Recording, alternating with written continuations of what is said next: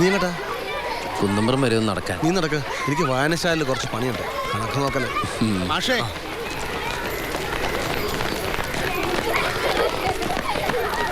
എന്തായി കാവല നിന്റെ ഭാര്യയ്ക്ക്? പ്രസവിച്ചോ? 5000 രൂപ വേണമെന്ന് ഡോക്ടർ പറഞ്ഞു. രക്തം പോകുന്നുണ്ട്, നിർത്തിയില്ലെങ്കിൽ അപകടമാണെന്നും പറഞ്ഞു.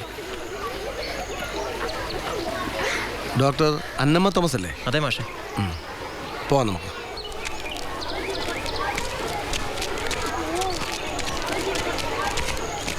അന്നമ്മ തോമസ് ഇങ്ങനെ പലതവണയായി കേട്ടോ. അവരുടെ കാര്യത്തിൽ ഒരു തീരുമാനം എടുത്തിട്ട് പോയാൽ മതി. നോക്ക്, അതെ, തർക്കിച്ച് നിൽക്കേണ്ട, ആശുപത്രി പോയി ആ കുട്ടിക്ക് വേണ്ട ട്രീറ്റ്മെന്റ് ഉണ്ടോ നോക്കാം. അല്ലെങ്കിൽ ആ കുട്ടി അവിടെ നിന്ന് ഡിസ്ചാർജ് ചെയ്ത് വേറെ വല്ല ആശുപത്രിയിൽ കൊണ്ടാക്കാം. അല്ലാണ്ട് വെറുതെ സമയം കളഞ്ഞിട്ട് ഛേ.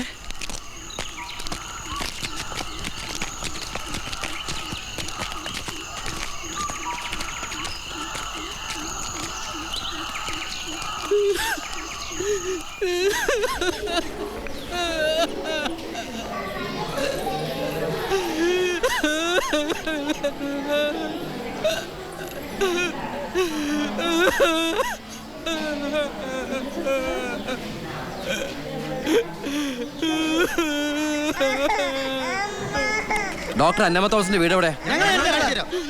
എന്ത് തെമ്മാടത്തിനാ നിങ്ങൾ ഈ കാണിക്കുന്നത്? ഞാൻ ആരാണെന്നോ നിങ്ങളുടെ വിചാരം? I am doctor Annamma. മിണ്ടാതിരിക്കവിടെ.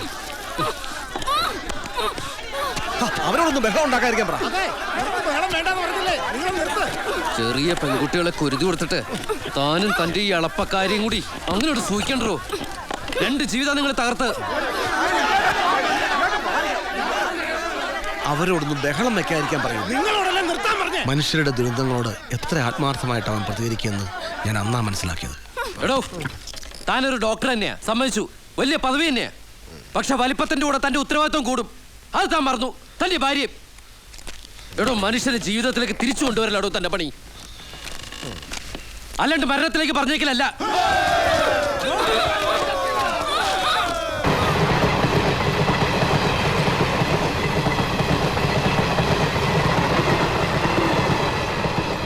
Gopi,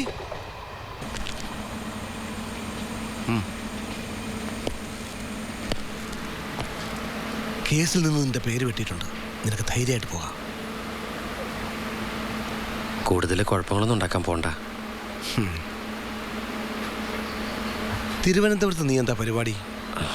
എൻ്റെ ചില എഞ്ചിനീയർ സുഹൃത്തുക്കളുണ്ട് അവിടെ. എന്തെങ്കിലും ഒരു ഏർപ്പാടുണ്ടാക്കണം. സൂക്ഷിച്ച്.